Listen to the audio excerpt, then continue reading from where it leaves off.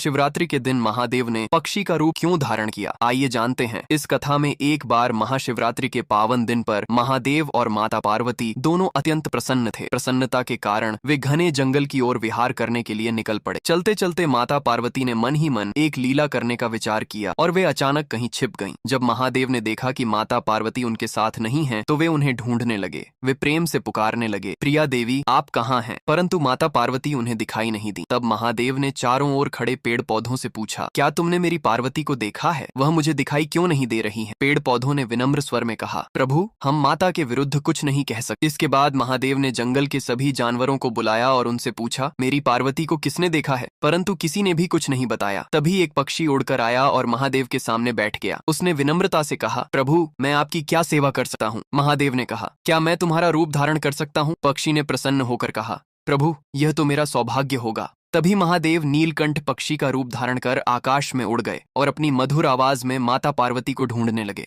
उसी समय माता पार्वती एक कमल के फूल के भीतर जाकर छिप गई। महादेव उस कमल के पास पहुंचे और बोले, देवी मैं इस फूल के भीतर नहीं आ सकता क्योंकि यह फूल आपको अत्यंत प्रिय है। यदि आप बाहर नहीं आएंगी तो मैं चला जाऊंगा। परंतु माता पार्वती ने कोई उत्तर नहीं दिया। महादेव उदास मन से जंगल की ओर लौटने लगे। जब माता पार्वती ने देखा कि महादेव सचमुच चले जा रहे हैं तो वे कमल से बाहर आईं और चुपचाप उनके पीछे चलने लगी। महादेव ने उनके कदमों की आहट सुनी और रुक गए। तभी माता पार्वती ने कहा, प्रिया स्वामी आप कहाँ जा रहे हैं? महादेव ने मुड़कर देखा तो माता पार्वती लज्जा से मुस्कुरा रही थी। तभी दोनों ने सर्प का रूप धारण किया और घने जंगल में नृत्य करने लगे। नृत्य करते करते महादेव के मस्तक से पसीने की बूंदें धरती पर गिरने लगी। माता पार्वती ने चिंतित होकर कहा, प्रिया स्वामी आपका पसीना इस भूमि पर गिर रहा है, इससे कोई अनर्थ न हो जाए। महादेव ने शांत स्वर में कहा, देवी चिंता मत करो। तभी पसीने की एक बूंद से एक और महादेव प्रकट हुए। उन्होंने आकर मूल महादेव के चरण स्पर्श की। फिर दूसरी बूंद गिरी और एक और महादेव प्रकट हुए। इस प्रकार लगातार पसीने की बूंदों से अनेक महादेव प्रकट होने लगे। यह देखकर माता पार्वती घबरा गईं। उन्होंने कहा, प्रिया स्वामी मुझे क्षमा करें, मैं आपसे हार गई हूँ। यह कहकर वे रोने लगी। महादेव हंसने लगे और बोले, देवी तुमने तो मुझे ढूंढ ही लिया। माता पार्वती ने कहा, मैं इतने सारे महादेवों को कहाँ रखूंगी? महादेव बोले, मैं स्वयं सबके लिए स्थान बना दूंगा। काशी विश्वनाथ, अमरनाथ और अन्य पवित्र स्थलों पर मैं अपने ही रूप में निवास करूंगा। वे स्थान सदा पवित्र रहेंगे क्योंकि वहां मेरे ही अंश प्रकट हुए हैं। यह कहकर माता पार्वती ने महादेव का हाथ थाम लिया। दोनों पुनः नीलकंठ पक्षी के ऊपर सवार होकर आकाश की ओर उड़ जाते हैं और माता पार्वती बोलती है, जो भी इस कथा को देख रहे हैं उसने मेरे महादेव के लिए लाइक और सब्सक्राइब नहीं किए हैं